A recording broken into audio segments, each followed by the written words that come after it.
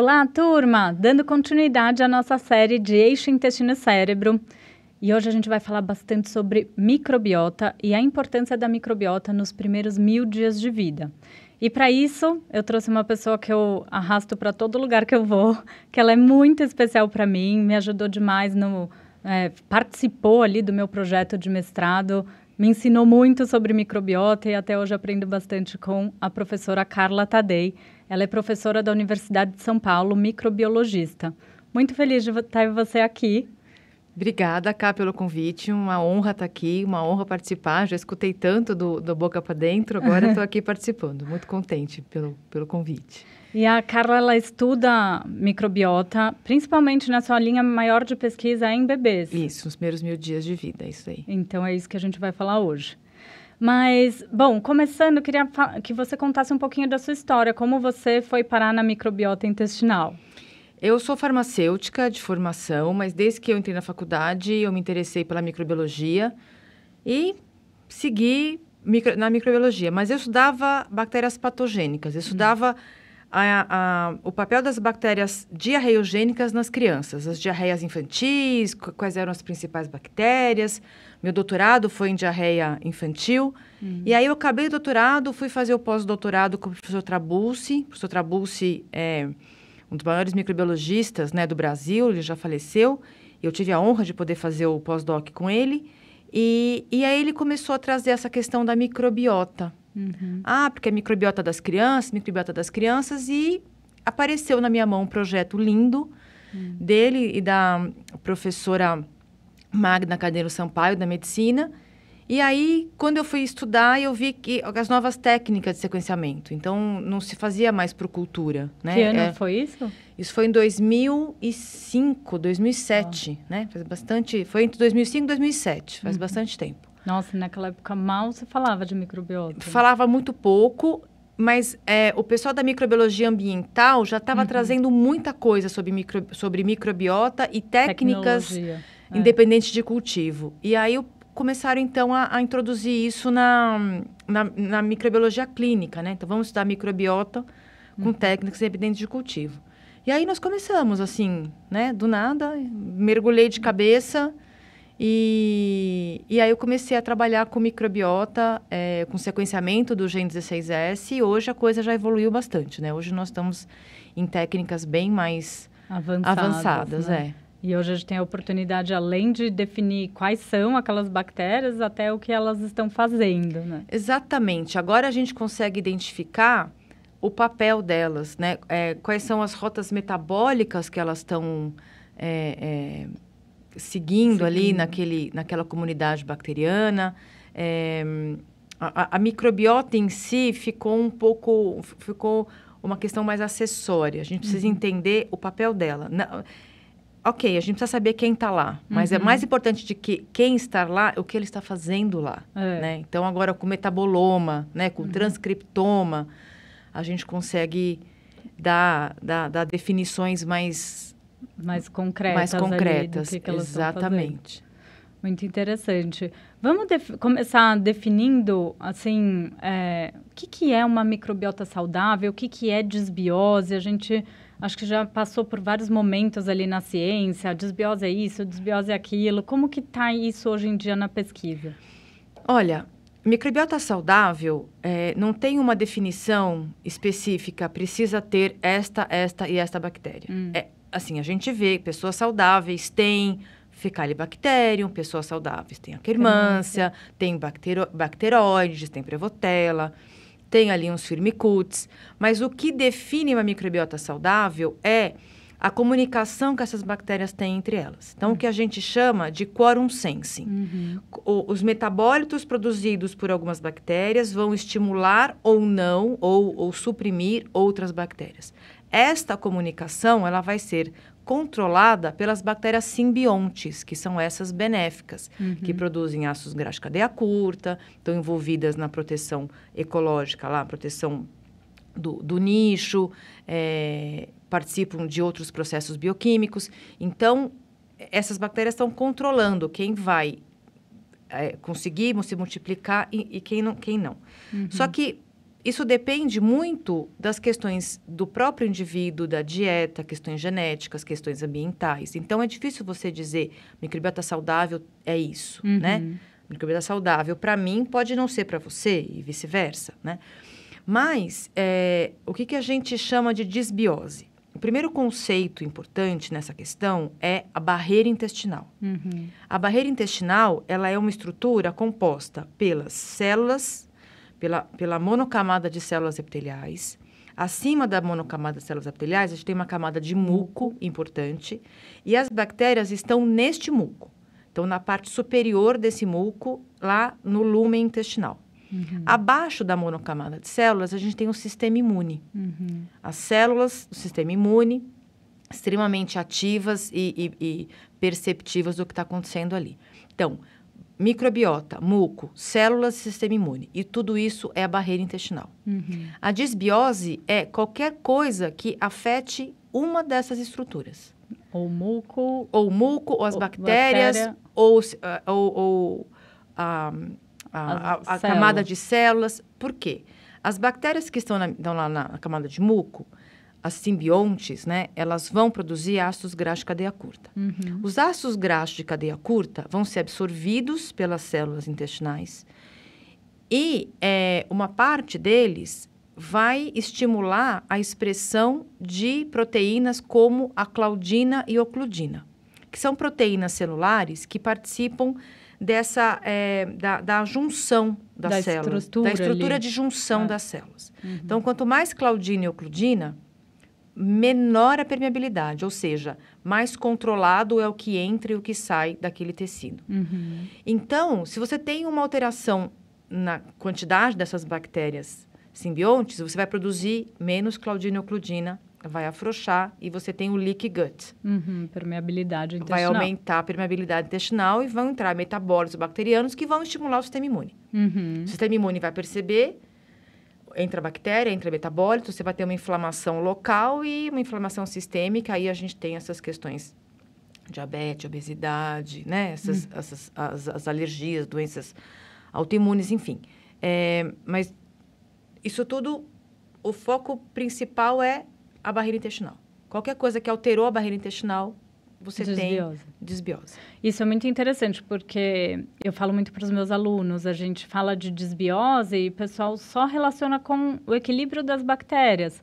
Mas se você não tiver uma barreira intestinal adequada, você pode ficar tentando tratar aquele equilíbrio das bactérias e você vai continuar em disbiose. Vai continuar em disbiose porque você não está resolvendo a permeabilidade. A questão da permeabilidade é importante. Eu nem sei se os últimos trabalhos, eu já vi algumas pessoas criticando um pouco o termo leaky gut, né? Porque é um termo ruim mesmo. É um termo ruim, Porque o intestino é para ser permeável. Ele não pode ser hiperpermeável. Exatamente. Então, você tem que controlar essa permeabilidade. Então, se você consegue estabelecer uma relação de bactérias que consigam manter essa permeabilidade controlada, né? Então, você tem um conjunto total e, consequentemente, uma barreira intestinal equilibrada, você não tem o sistema imune ativado. O sistema imune está lá. E na criança, a gente vai falar isso hoje com certeza, na criança isso é extremamente importante. Por quê? Porque é o momento em que a gente desenvolve nossa tolerância imunológica. E isso vai fazer toda a diferença se a criança vai ficar apresentando sensibilidades alimentares, alergias, né? Exatamente, exatamente. Porque nesse primeiro momento, os primeiros 1000 dias, que a criança vai começar a entrar em contato com diferentes bactérias, diferentes carboidratos, diferentes alérgenos, o sistema imune tem que aprender a reconhecer tudo isso. Então, essa tolerância imunológica é fundamental para o bebê nesses primeiros 1000 dias. E se você bagunça isso nesse momento, você vai ter consequência na vida adulta, como uma disbiose na vida adulta. Sem dúvida. Então, vamos lá, me fala um pouquinho do que são os primeiros 1000 dias, por que eles são tão importantes? O termo 1000 dias se refere originalmente o momento da gestação e o momento até os 2 anos de vida. Por que 1000 dias? Porque justamente esse período, gestação e 2 anos de vida.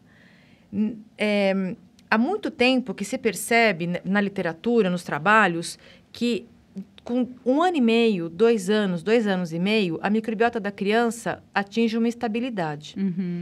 Então, ela não vai mudar muito. Tá.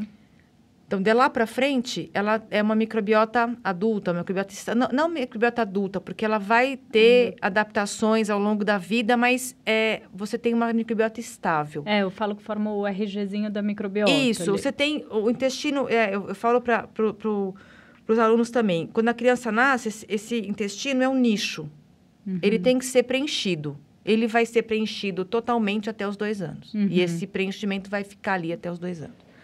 A partir dali, né? E por que a gestação? A literatura adora discutir microbiota intraútero. Uma das coisas mais interessantes. Tem bactéria no útero, não tem bactéria no útero, tem bactéria no útero, não tem bactéria no útero. Bom. Qual que é a última conclusão? 2021, saiu um trabalho na Nature, em que os pesquisadores pegaram mulheres que iam fazer uma cesárea letiva e fizeram um swab anal no bebê intraútero. Os bebês eles pegaram as mulheres cujos bebês estavam em apresentação pélvica, fizeram o corte da cesárea, antes de tirar o bebê do útero, fizeram lá um swab anal no bebê. Fizeram um swab da pele da mãe e o que eles viram? O que tem no mecônio intraútero é bactéria da pele. É bactéria da pele. Staphylococcus, Propionibacterium acne, é bactéria da pele. Então, quer dizer, não tem bactéria dentro do útero. Então, essa é a versão mais atual. E o trabalho é tão bonitinho, ele é tão redondinho, que ninguém conseguiu combater ainda. Tá. Mas por que as pessoas falam que tem bactéria no útero? Porque os estudos trabalham com DNA. DNA deve ter um monte, a gente tem DNA em tudo quanto é lugar. Então, você encontra DNA bacteriano, mas não a bactéria viva, a bactéria íntegra, né? Entendi. Então, assim, não dá para dizer tem ou não tem. Até o momento, o que a gente tem na literatura é isso, não tem bactéria intraútero. Mas, de qualquer forma, a saúde materna é importante para o bebê. Então, essa relação da microbiota da mãe no período da gestação vai fazer toda a diferença para o bebê. Sim. Desenvolvimento. Até antes, até para fertilização, né? As questões de fertilidade, microbiota vaginal é fundamental, né? Para a questão de fertilidade, proteção ecológica da vagina, do útero, enfim. Tem toda uma modulação de lactobacilos quando a mulher fica grávida. Então, tudo isso é importante, né? Então, independente se tem bactéria no útero ou não, a gestação é um momento importante para a mãe e para o bebê. E aí, depois que o bebê nasce, tem a questão do aleitamento. Então, o que a mãe vai passar para a criança, né, o tipo pelo de leite? Parto também faz diferença. O tipo de parto, ele é a primeira carga bacteriana que o bebê vai receber. Tá. Mesmo que tenha bactéria intraútero. Aquela carga considerável de bactérias que o bebê vai receber é durante o parto. Então, se o bebê está nascendo de parto vaginal, qual é a carga bacteriana? Microbiota vaginal, a pele da mãe, é a mãe. Porque o bebê vai para o colo da mãe, quem vai colonizar o bebê é a mãe. Se o bebê nasce de parto cesáreo, quem vai colonizar o bebê? É o ambiente. O ambiente. Né? Um ambiente hospitalar. Então, tem uma diferença, né? E isso vai impactar na estrutura da microbiota dele? Isso vai impactar na estrutura da microbiota da criança. Mas, interessantemente, nós estamos fazendo um trabalho, nós estamos avaliando 500 crianças nos primeiros 1000 dias de vida. Justamente para avaliar o eixo cérebro-intestino. Quais são as questões que estão envolvidas no desenvolvimento nesse eixo cérebro-intestino da criança, né? Mas como a gente tem um número muito grande de crianças, a gente conseguiu fazer análises muito interessantes. E a gente pegou, o primeiro ponto de coleta dessas crianças foi aos 3 meses de idade. Então, nós pegamos as fezes das crianças aos 3 meses de idade e fizemos análise de shotgun, que é uma análise de DNA total, completa, né? Uma análise bem completa. O que a gente viu? Que aos 3 meses, o parto é uma questão interessante, é uma questão que está lá como um ponto importante, mas mais importante do que o parto é se a criança foi amamentada ou não. Legal. Então, a amamentação, ela consegue consertar... Ela conserta entre aspas, isso, ela conserta entre aspas. Há uns 2 anos atrás, a gente publicou um trabalho com o pessoal da Unifesp, do professor Mauro Moraes. A aluna dele, a Karina Tonon, ela desenvolveu um método de analisar os oligosacarídeos do leite materno. E foi a única pessoa no Brasil que conseguiu fazer isso, uma técnica bem complicada, enfim. E quando a gente foi lá, a microbiota das crianças, né? Dessas mães que ela tinha analisado o leite, o que ela viu nesse trabalho? Que as mães que tinham uma maior diversidade de oligosacarídeos do leite, independia o tipo de parto da criança. Então, se a criança foi amamentada com o leite de mães com uma maior diversidade de oligosacarídeos, a microbiota era muito parecida. Olha. Mesmo ela sendo nascida de parto cesáreo ou parto vaginal. Então, esse trabalho mostrou um pouco que, é o leite que está modulando, né? E a gente está vendo isso com uma outra corte, um outro trabalho, outra metodologia, né? Uma outra história. O parto, ok, é um ponto, mas ao longo da vida, a amamentação corrige isso, né? Então, a amamentação, ela vai dar para o bebê os fatores importantes para modular essa microbiota. E tem diferença na composição, então, entre os leites? Tem. Isso depende do quê? Olha, é muito complexo, né? É assim, todos nós, a gente tem um gene que é o gene FUT. O FUT. O tal do FUT. E em algumas mulheres, as mulheres podem ou não expressar o gene FUT2 e FUT3. Se elas conseguem expressar o gene FUT2 e o gene FUT3, o produto final dessa expressão é a ligação, uma ligação mais, uma maior diversidade de ligações entre os açúcares dos carboidratos do leite materno. Então, principalmente se a mulher consegue expressar o gene FUT2, ela consegue ligar, o FUT2 e o FUT3, ela consegue ligar a fucose. E a fucose no leite materno é fundamental. É um dos compostos dos oligosacarídeos do leite materno. Isso, do leite materno, é a fucose. Então, se ela consegue ligar a fucose na estrutura de oligosacarídeo, essa fucose vai ter um papel super importante no intestino do bebê. Agora, se a mulher não consegue expressar FUT2 e FUT3, ela não vai ter essa fucose ligada. Mas o leite é pior? Não, a gente não pode dizer que o leite é pior. Mas vai ter um impacto diferente ali no intestino. Vai ter um impacto diferente, mas é leite materno e tem oligosacarídeo, e isso que é importante, né? A gente não consegue classificar muito isso, porque é uma técnica muito difícil. A gente pode avaliar a questão genética da mãe, se a mãe mãe expressa ou não. Sim, se né? ela tem polimorfismo ou não. Mas, clinicamente, isso não é uma questão muito relevante, porque é o leite... E tá o lá benefício com é maravilhoso e ponto, né? Mas,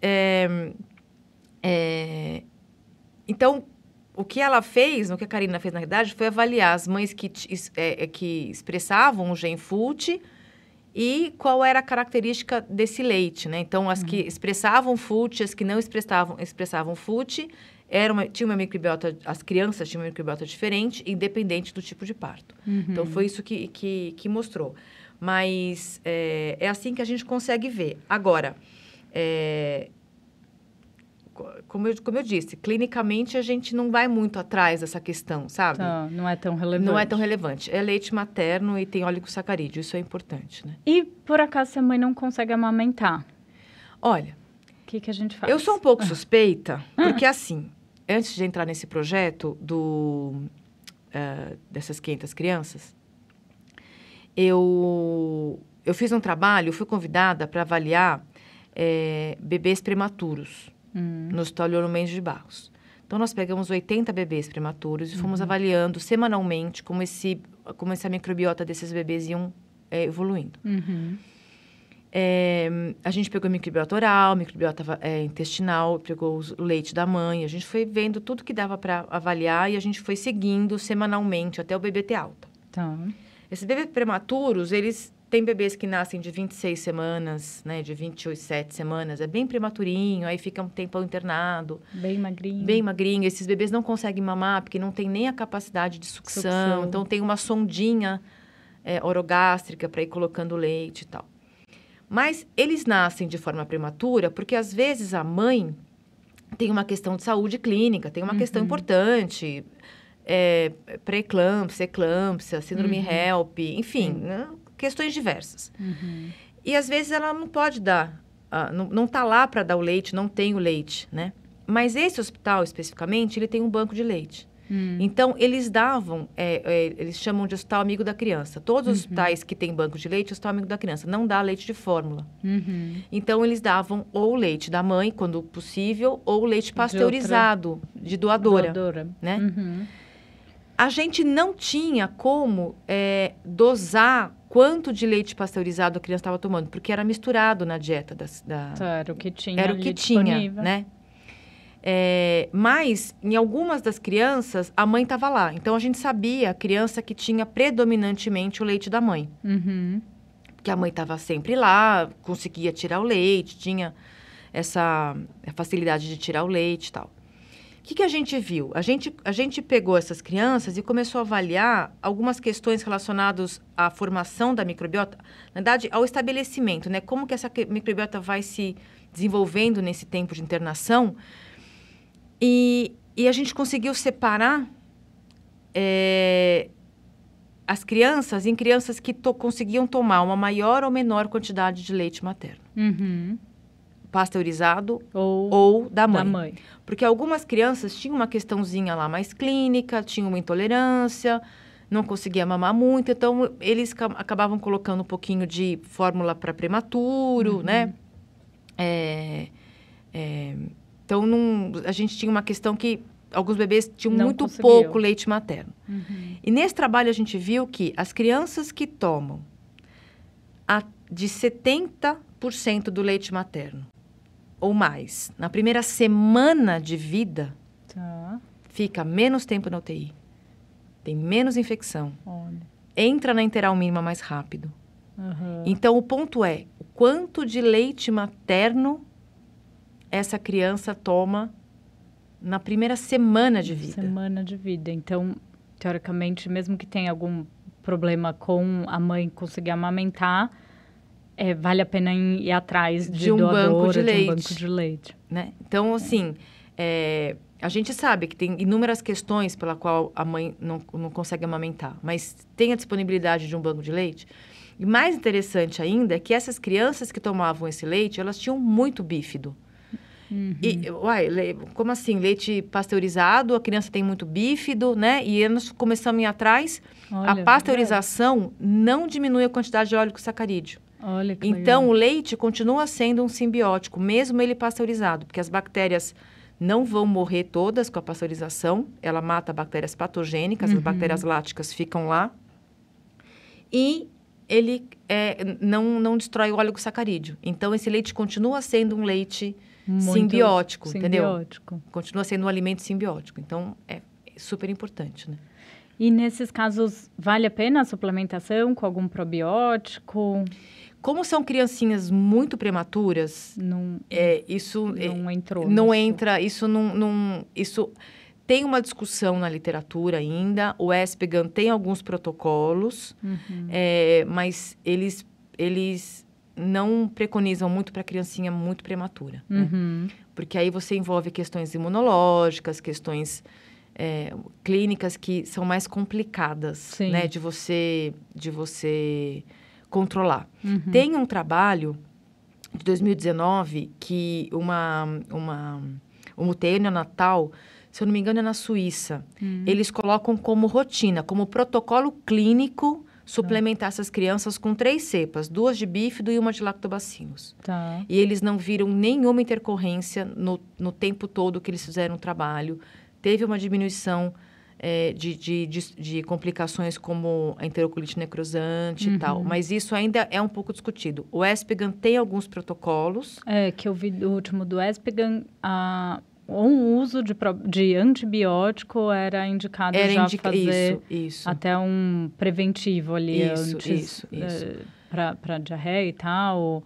O Raminosos era um deles, indicado, também Saccharomyces boulardii. Isso, mas aí não dá Saccharomyces. Quando é bebezinho pequenininho, não dá Saccharomyces, dá Lactobacillus ou bífido, né? Legal. O bífido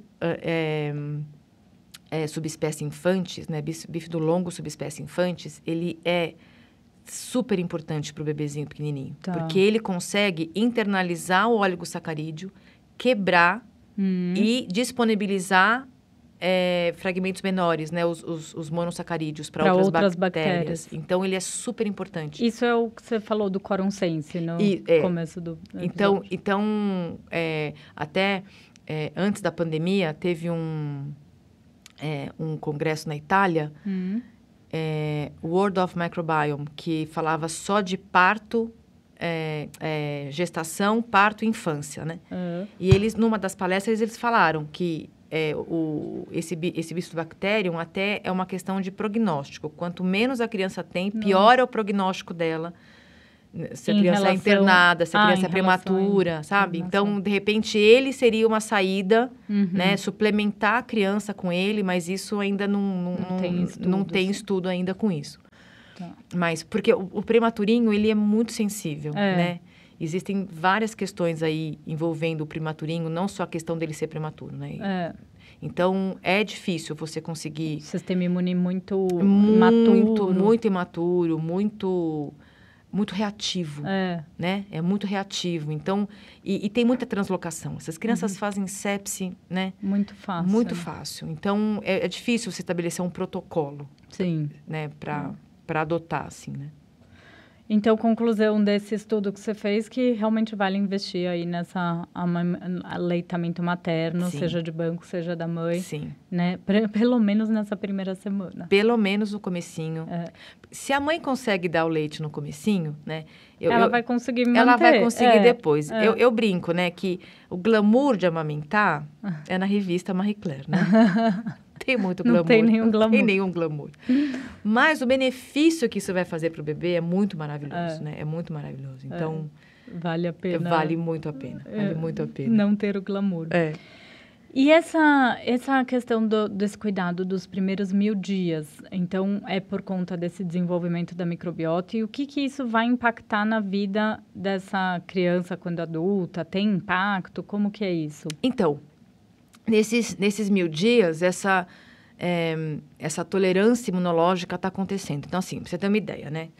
O bebê nasce, independente da via de parto, ele nasceu, o intestino dele tem muito oxigênio. E o nosso intestino, ele é estéril, né? Ele é anaeróbio, né?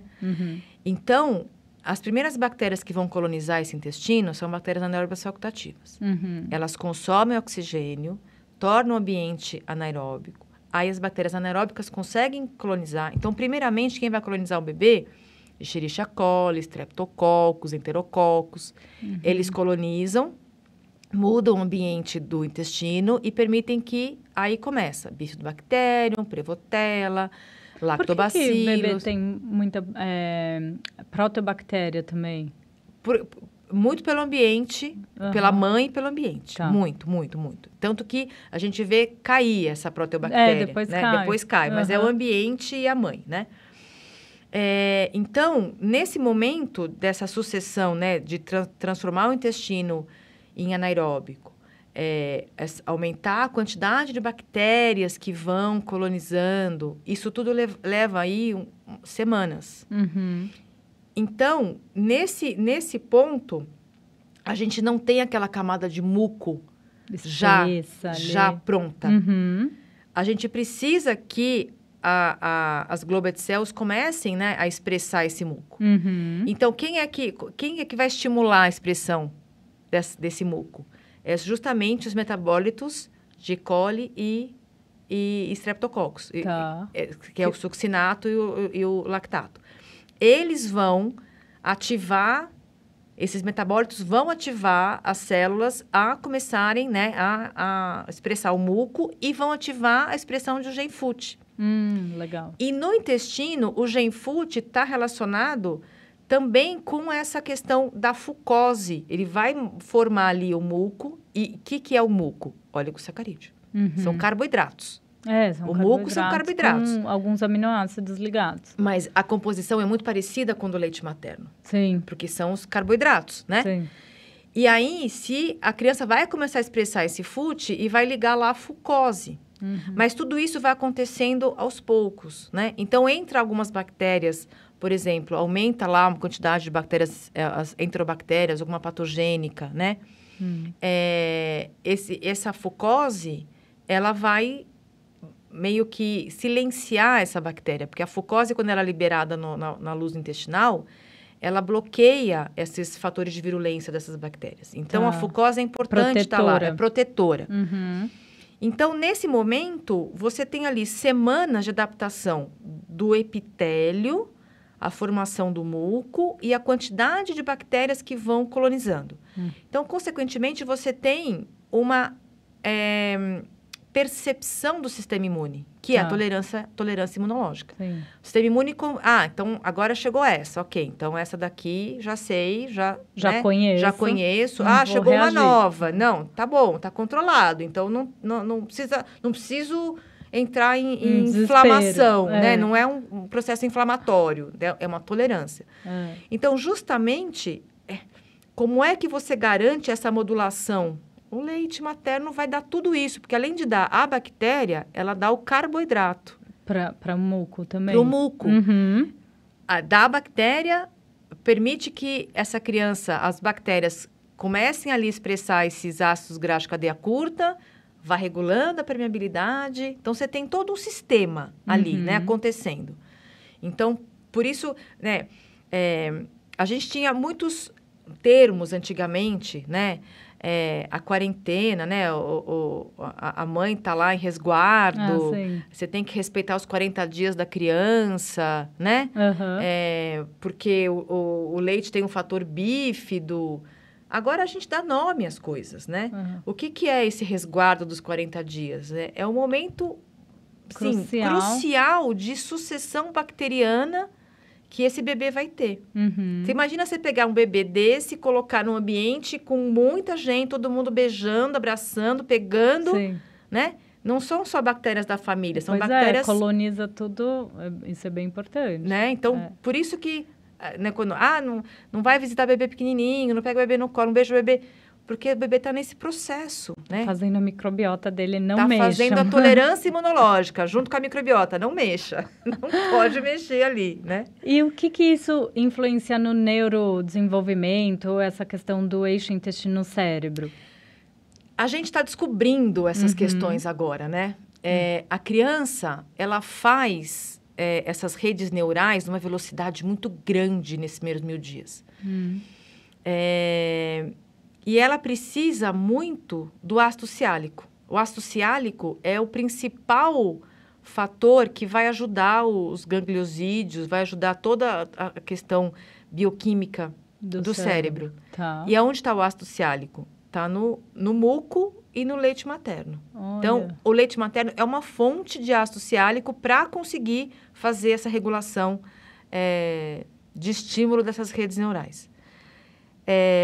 Só que a gente está vendo que existem várias questões importantes, né?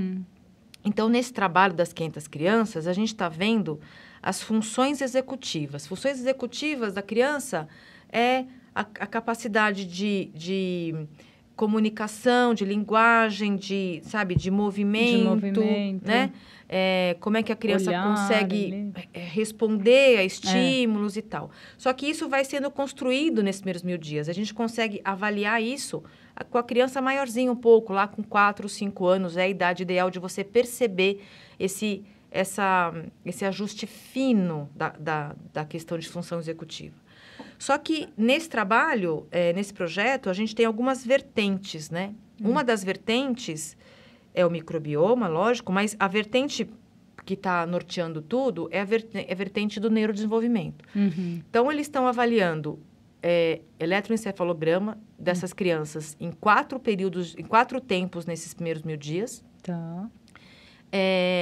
E algumas escalas de cognição, que é a escala de Bayley e o IBQ, que são escalas, são questionários e testes que os psicólogos fazem com essas crianças para avaliar justamente algumas características de contato olho a olho, de reação a estímulos, né? De como é que a criança segura um objeto, como que ela interage com a mãe. A gente está fazendo uma coisa muito bonita, que é o eye tracking. A gente coloca um capacetezinho na criança e na mãe. E quando a mãe olha para a criança e a criança olha para a mãe, existe essa conexão. Então, a gente está controlando esse eye tracking, essa regulação, essa interação mãe-bebê, né? E como tudo isso se desenvolve. E aí, a gente está avaliando, além, né, dessa parte de desenvolvimento microbioma, a gente está avaliando genética, metiloma, que é a epigenética, né? E a nutrição. Nossa, que fantástico. Então, a gente... E a nutrição da mãe. Tá. A nutrição da mãe, né? Tá. A gente avalia os riscos que a mãe está exposta, a questão vulnerabilidade social, econômica. Mas aí não dá nenhuma dieta, ela só Não, é só observacional. Tá. Justamente para a gente entender um pouco essa relação. O microbioma tem papel nesse momento, né? E a gente está vendo que no comecinho a gente não enxerga essas relações. A gente não consegue ver uma relação muito direta, desenvolvimento, o resultado do EEG do eletrocefalograma com a microbiota. A gente não consegue ver relação direta.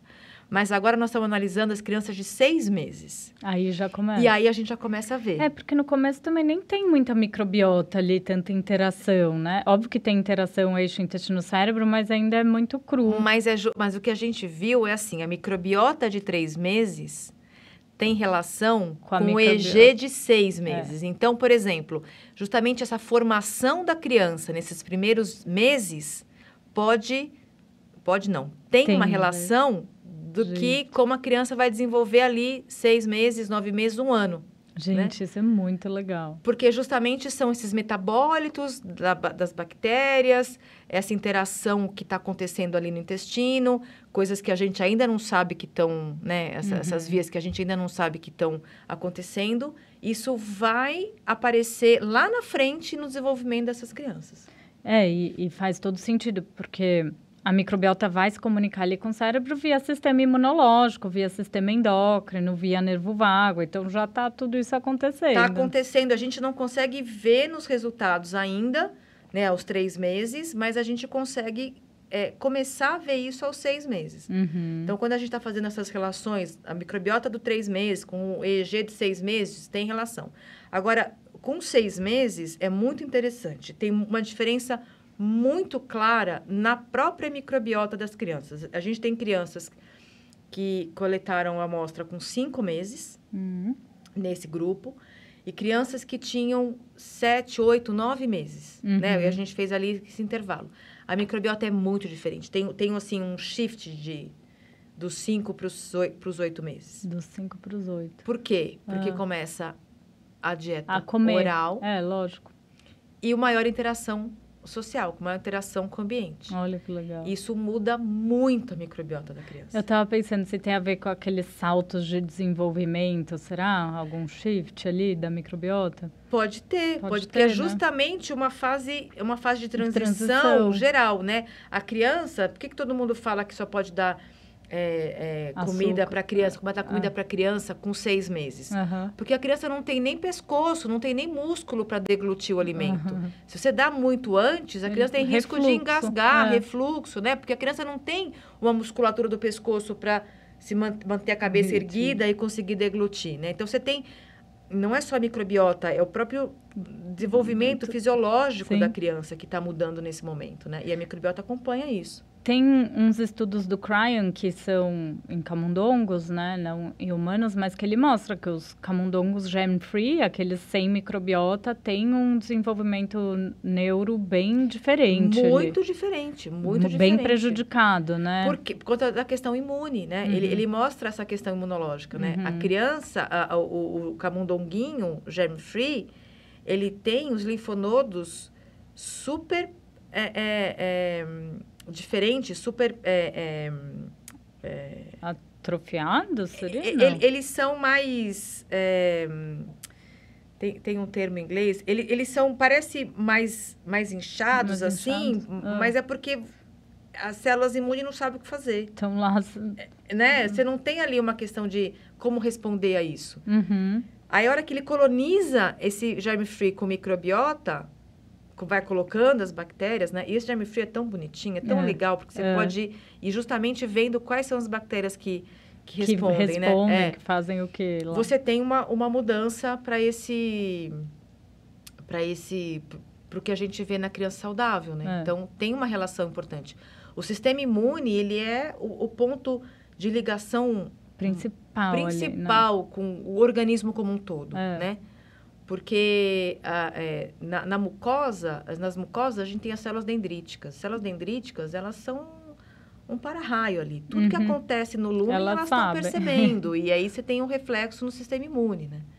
Então, isso é bem, bem legal. Muito interessante. Bebê normalmente tem cólica por conta dessa formação da microbiota? Não é para ter cólica nenhuma? Como que é isso? Eu acho que a cólica é uma das coisas mais difíceis da gente... mensurar ali, né? Mensurar e a gente relacionar o que é... Da onde vem a cólica, né? Porque, como eu falei, você tem esse período de que o bebê está desenvolvendo a mucosa, o bebê está desenvolvendo a tolerância imune, está desenvolvendo a microbiota, e ele está num ambiente que muito diferente do que ele passou os últimos meses, né? Sim. Então, tudo isso gera um estresse. A gente sabe, o eixo intestino-cérebro acontece, né, para o bebê também. Então, isso tem uma relação, né? Agora, por que alguns bebês têm e outros não? Isso é uma questão... Ainda que a gente não consegue dizer, porque também uns tem têm, outros não. da alimentação da mãe, né? Aí, tem muitos trabalhos que tentam dar probiótico para a mãe, né? Para reduzir cólica. Reduz cólica, reduz o tempo de choro, tem lá umas questões já que já estão bem estabelecidas com relação a isso. Mas pensa comigo. O que é um psicobiótico? É um probiótico, certo? Se você dá um probiótico para a mãe, você não está dando um psicobiótico? Você não está melhorando o eixo cérebro-intestino da mãe? Da mãe. Então, você está melhorando a mãe. Será que a cólica do bebê é um reflexo do estresse materno? Estresse materno que tem, né? E tem, a gente sabe que tem, né? Podia fazer, mães... É que toda mãe vai ser um pouco estressada nessa fase, muita mudança. Muita mudança, mas justamente... Tem trabalho que avalia quem bebê que tem cólica e não tem cólica, mas como você tem muitos fatores, né? Então, o bebê que tem cólica não tem lactobacilos. O bebê tem lactobacilos, né? Mas o probiótico vai ajudar, né, outras questões. É muito interessante quando a gente fala em probiótico, né? Não sei se as pessoas já pensaram nisso. O lactobacilos é o principal probiótico, né? Ele é maravilhoso. Ele não produz ácido graxo cadeia curta. Não, ele produz ácido lático. Ele produz lactato. É lactato, né? Então, e o lactato não é ácido graxo cadeia curta. Mas o que o lactato faz? O lactato pode ser convertido em outros ácidos graxo cadeia curta. Alguma bactéria vai lá, consome o lactato e produz. Ou converte, né, em outros... Então, ele está lá regulando mesmo, né? Agora, eu acho, né, a minha opinião, eu acho que esse probiótico para a mãe está atuando muito mais no eixo cérebro-intestino da mãe do que no eixo só na questão intestinal do bebê enteromamário, entendeu? Porque a gente não sabe os metabólitos do leite. Agora, com o metaboloma, nós vamos começar a descobrir isso. O que tem no leite materno, né? Será que o bebê tem cólica porque alguma coisa está passando pelo leite e esse leite e esse metabólito está irritando o intestino do bebê de alguma forma? Sim. Então, ainda é muito difícil a gente definir, né? É isso ou não é isso? Essas ligações, né? Bom, então vamos supor que a gente fez a nossa microbiota até os 2 anos, alguns melhores, outros piores, fez o que deu. Essa microbiota, meus alunos perguntam muito isso. Então, foi formada. A gente consegue mudar ela depois? Olha, o termo a gente consegue mudar é muito complexo, é muito vago. Porque, assim, quando você tem esses 2 anos, esse nicho preenchido, esse nicho está ocupado pelas bactérias ali. Uhum. Obviamente, aquele adolescente, aquela criança mais velha, adolescente, vai ter um padrão de dieta completamente diferente do que tinha quando era menor, né? O que vai acontecer? Você vai ter uma alteração nessa microbiota de acordo com a dieta. Sim. E o ambiente. O ambiente também. São as duas principais coisas que você muda a microbiota. Mas, se você tem esse estímulo da dieta permanentemente, você muda a sua microbiota permanentemente. Uhum. É muito difícil você dizer não muda ou muda. Obviamente que você vai mudar a microbiota de quando você era criança, de quando você é jovem, né? 20 anos. Pela idade. Pela idade. Isso vai mudar, né? Mas essa mudança não é uma mudança tão drástica. Você vai diminuir, obviamente, a quantidade de bifidobacterium, lactobacillus, vai deixar de tomar leite, aquela coisa toda, vai entrar mais firmicutes. Se você tem uma dieta mais à base de vegetais, você vai ter mais bacteroidetes, né, do que firmicutes, enfim, vai ter toda uma regulação. Só que essa regulação, ela é sempre controlada por um core de bactérias que está lá no seu intestino. Uhum. E esse core, ele meio que vai tentando readaptar a microbiota ao que era antes, né? Então, tem aqueles trabalhos... Tipo, tem como se fosse uma memória. Uma ali. memória, isso, é uma memória. Então, tem aqueles trabalhos que mostram, né? Que você casa, sua microbiota muda, que você está dividindo o ambiente com outra pessoa, você separa, a microbiota volta ao que era antes, né? Você tem um cachorro, você muda a sua microbiota, o cachorro morre, você volta a microbiota que era antes. Então, essas coisas que você vai introduzindo na sua vida, vai mudar transitoriamente.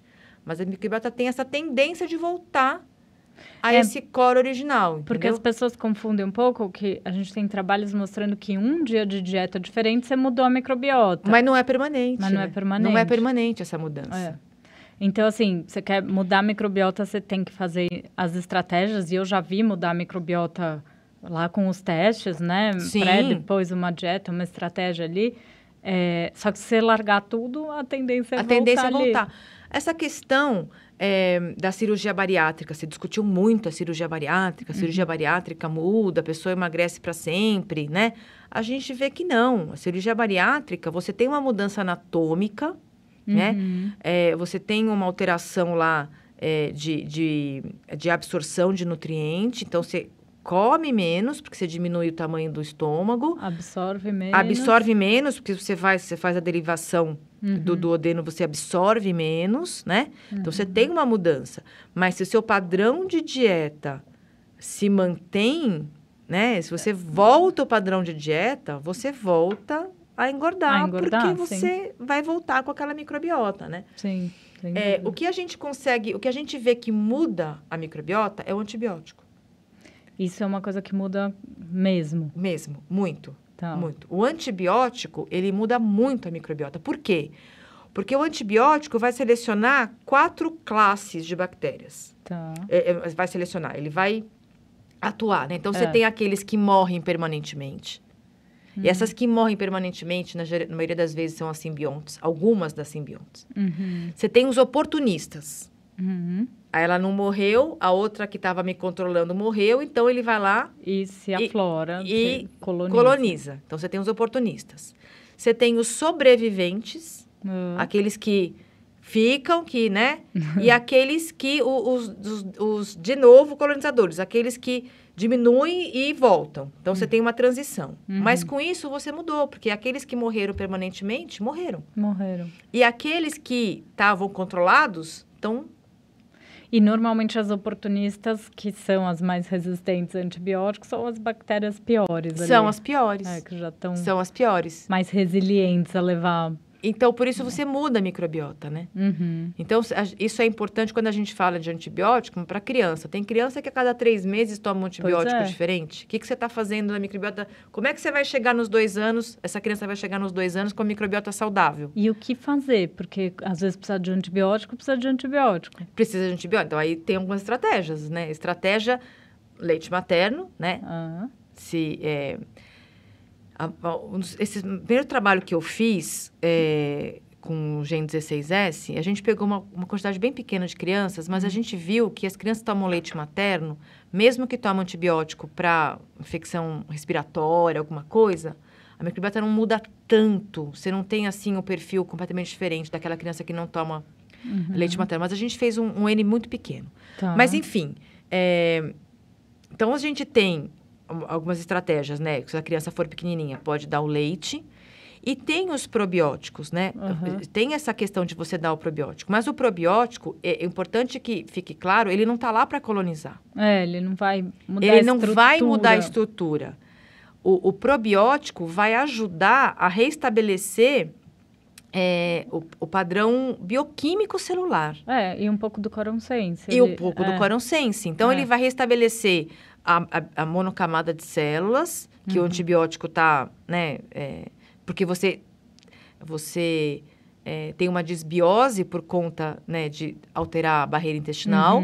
Então, esse probiótico, ele vai atuar nessa barreira intestinal, ele vai atuar nessa questão bioquímica, ele vai regular a questão da absorção de água e tal, e ele ajuda o quorum sensing. Tá. Ele em si não vai mudar a estrutura. Colonizar, né? Não vai... É ele que você vai ter uma microbiota baseada em lactobacilos, né? Sim. Ele ajuda o ambiente. Então, são algumas estratégias. Como você falou, o Espighan já colocou essa estratégia para a criança, né?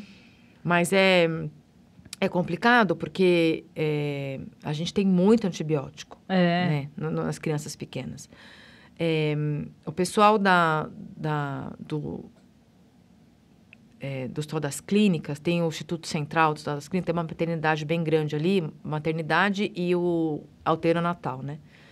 E quando a gente fez esse trabalho no Leonor Mendes de Barros, eles chamaram a gente para a gente fazer junto, comparar os hospitais, o que acontece com o Leonor, o que acontece com o Hospital das Clínicas e tal. E eles tinham crianças, eles analisaram as crianças que tomavam antibiótico, porque é protocolo clínico. Você dá antibiótico para o bebê prematuro como uma questão de profilaxia, né? Então, já nasceu prematuro.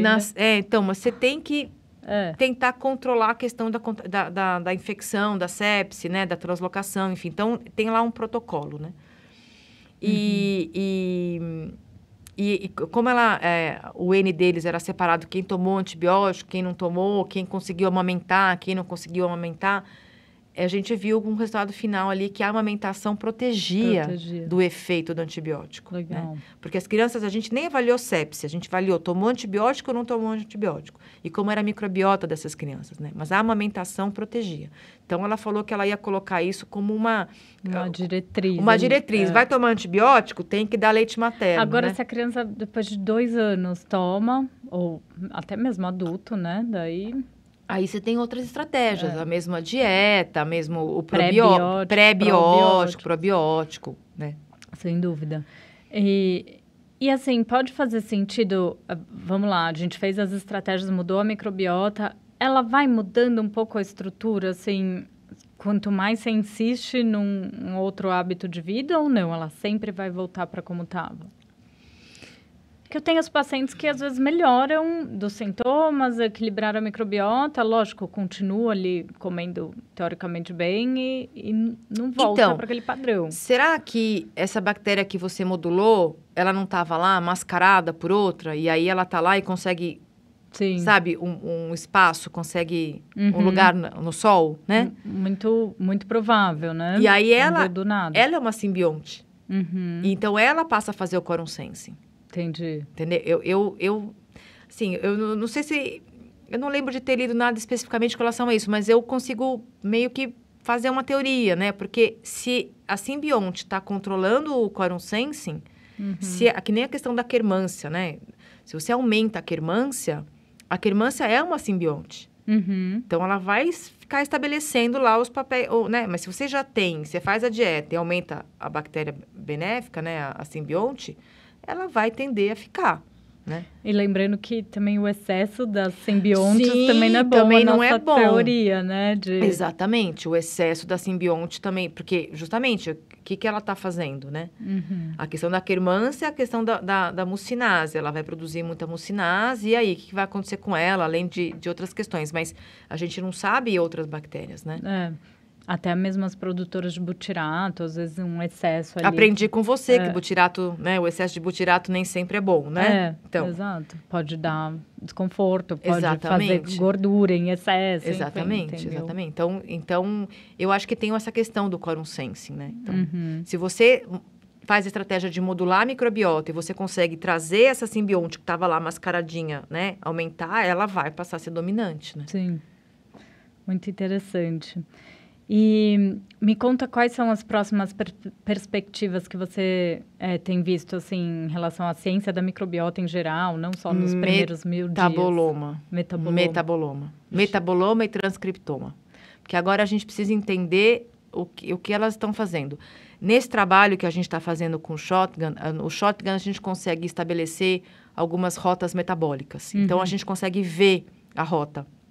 Uma rota de degradação, uma rota de síntese, uma rota de produção, enfim, a gente consegue estabelecer essas rotas, né? E a gente vê que tem algumas relações. Aumenta a rota XYZ. Qual a função dessa rota? O que significa aumentar essa rota? E a gente vai conseguir ver isso com o metaboloma, né? Pelas fezes. Pelas fezes.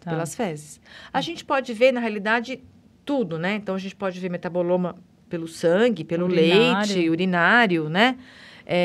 Porque aí você vê pelo sangue o que está sendo absorvido, né? O urinário, o que está sendo secretado, o que passa pelo leite. A gente consegue ver isso, né? E pelas fezes, o que é que as bactérias estão fazendo nessa questão. Relacionar isso, né? Com o que tem nas fezes, com o que tem em outro sítio.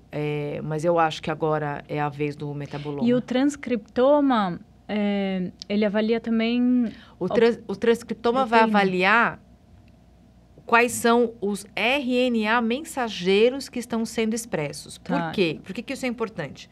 Porque quando eu faço a rota metabólica, eu estou supondo que a bactéria está lá fazendo aquela rota metabólica. Mas eu não tenho certeza. Eu não sei se naquele momento... Ela fez aquilo. Ela fez aquilo. O transcriptoma vai me dizer que naquele momento eu tinha esses RNA mensageiros.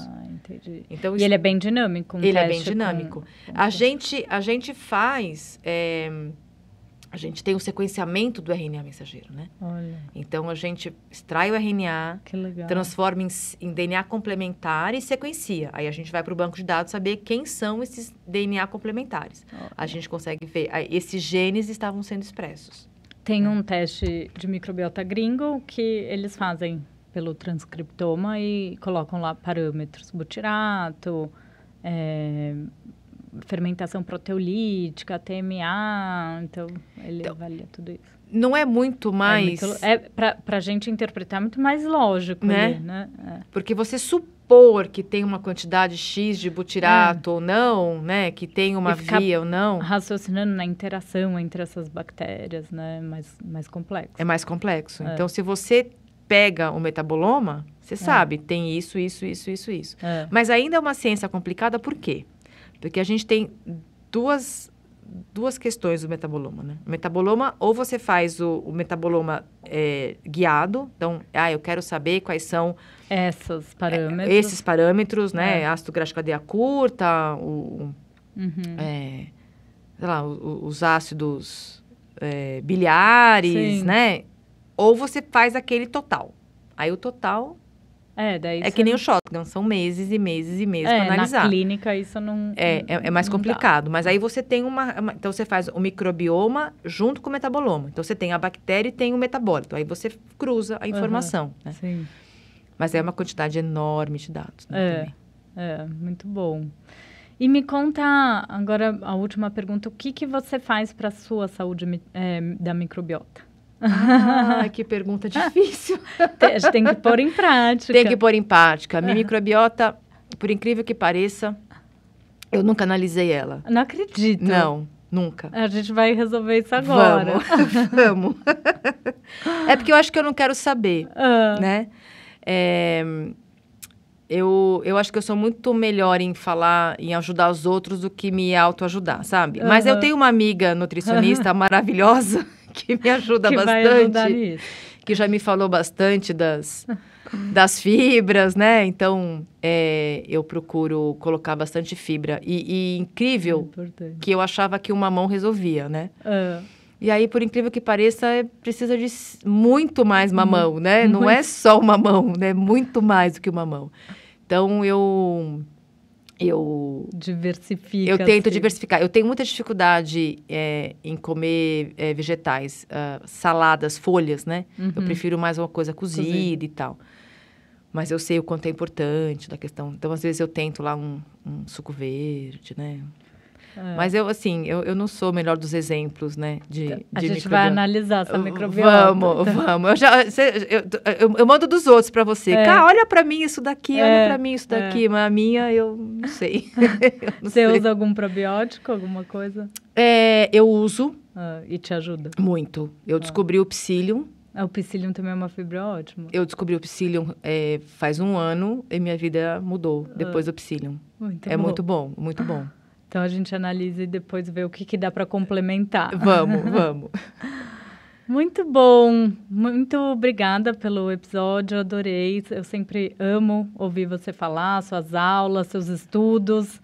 E vamos continuar aí estudando microbiota e fazendo essas correlações. Muito bom. Eu sempre falo para você que você me traz o problema da realidade, né? Você me traz a realidade clínica e eu vou desvendar isso lá no laboratório. A gente troca muito. A gente troca. Carla, o que esse teste tá com essa bactéria aqui? Daí a gente vai fazendo as correlações, né? E é muito bom isso. É muito bom porque me dá também a questão me dá uma visão dessa importância clínica, né? O que é importante a gente considerar quando a gente vê uma bactéria, vê essa questão das rotas metabólicas, o que significa isso, né? O real papel desses ácidos graxos de cadeia curta, enfim, é muito importante. Vamos lá, nós temos muita coisa para fazer ainda. Muita coisa para fazer. A gente tem projetos de publicar papers com essas nossas correlações, vamos fazer isso aí. Com certeza. Obrigada, foi um prazer estar aqui, foi ótimo. Turma, vou deixar os contatos da Carla aqui na descrição desse podcast. Muito obrigada pela companhia de vocês. Compartilhem esse episódio com quem precisa saber dessas informações. E até o próximo.